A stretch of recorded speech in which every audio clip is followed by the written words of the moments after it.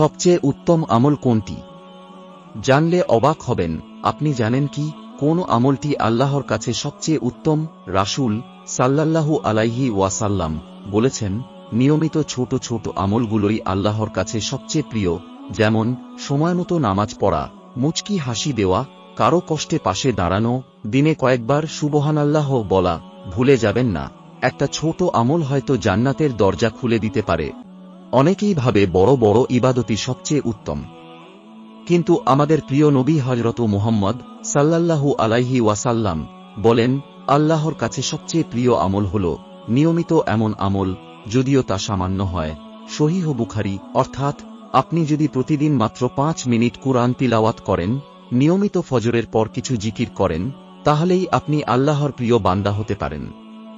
মনে রাখবেন, আমলের পরিমাণ বড় না, নিয়মিত করাটাই সবচেয়ে গুরুত্বপূর্ণ।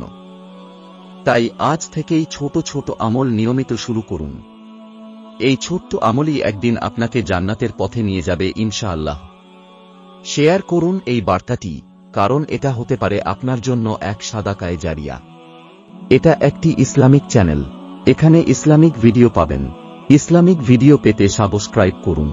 ধন্যবাদ আপনাকে উৎসাহিত করার জন্য।